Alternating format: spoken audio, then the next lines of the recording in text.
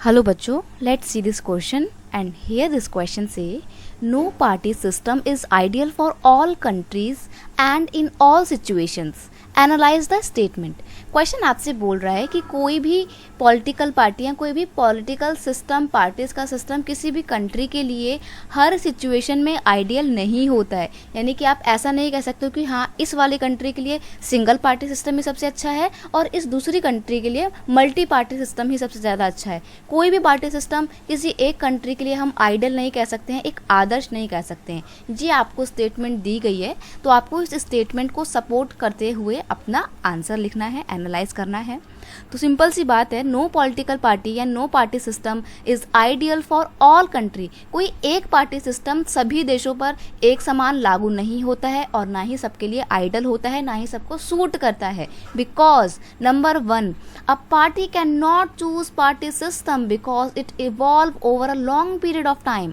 देखो ये जो पॉलिटिकल सिस्टम होते हैं कि हाँ ये पर्टिकुलर कंट्री जो है इसने इम्पीरियलिज्म को अडॉप्ट किया हुआ है, इसने डेमोक्रेसी को अडॉप्ट किया हुआ है, इसने मिलिट्री रूल को अडॉप्ट किया हुआ है, या ये यहाँ पे ये वाली पार्टी सिस्टम चल रहा है, तो ये एक कंट्री डिसाइड नहीं करती है कि उसको कौन सा पार्टी सिस्टम चाहिए।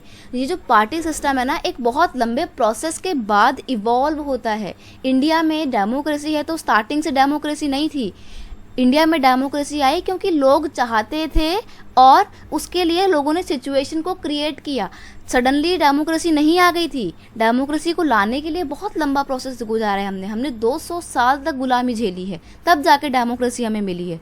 तो ये कंट्री नहीं चूज़ करती है बल्कि वहाँ की परिस्थितियाँ कैसी हैं ये चीज़ सिलेक्ट करती हैं कि कौन सी पार्टी सिस्टम सबसे अच्छा रहेगा। Socio economic condition of country, regional यहाँ पे कॉमा है, regional diversity play a major role in development of party system. अब एक कंट्री में कैसा पार्टी सिस्टम होगा ये उस कंट्री के सोशियो इकोनॉमिक कंडीशन पे डिपेंड करता है और उस कंट्री में कितनी डाइवर्सिटी देखने को मिलती है उस पर डिपेंड करता है।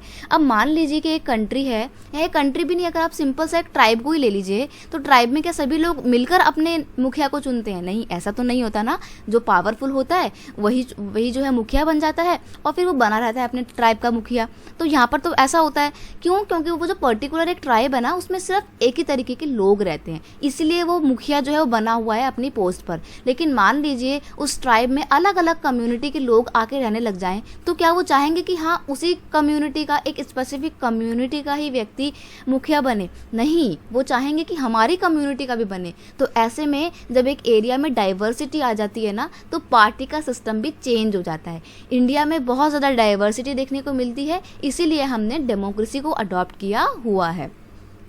Party system is not flexible. Party का जो सिस्टम है ना बेटा ये बहुत ज़्यादा फ्लेक्सिबल नहीं होता है, लचीला नहीं होता है कि जिसको आप जब चाहें चेंज कर दें।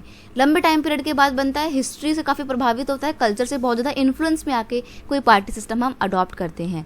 It can not be easily change because it depend over the history and culture of a country. Country के इतिहास पर और संस्कृति पर निर्भर करता है कि कैसा पार्टी सिस्टम वो कंट्री के पास होगा। नेक्स्ट है, India adopted multi party system because of caste, culture, regional and religious diversity of the country and due to the colonial rule। अब इंडिया में डेमोक्रेसी इवॉल्व हो रखी है, मल्टी पार्टी सिस्टम है यहाँ पे। क्यों है? क्योंकि हमने गुलामी झेली है। हमें पता है कि किसी के अंडर में रहना कितना ख़राब होता है। हमारे देश में इतनी ज़्यादा विविधता है, उस पूरी विविधता को एक साथ लेकर चलने के लिए इम्पीरियलिज्म बिल्कुल भी सही नहीं होगा। डेमोक्रेसी होनी चाहिए ताकि सब अपने लेवल पे अपना काम कर सकें और सबकी अपनी अलग अलग पार्टीज़ हों ताकि सबको रिप्रेजेंटेशन मिल सके। तो इस तरीके से सिचुएशन तय करती हैं कि उस पर्टिकुलर पार्टी में कौन सा पार्टी सिस्टम सही रहेगा एक पर्टिकुलर कंट्री में। I hope you understand it well. Best of luck.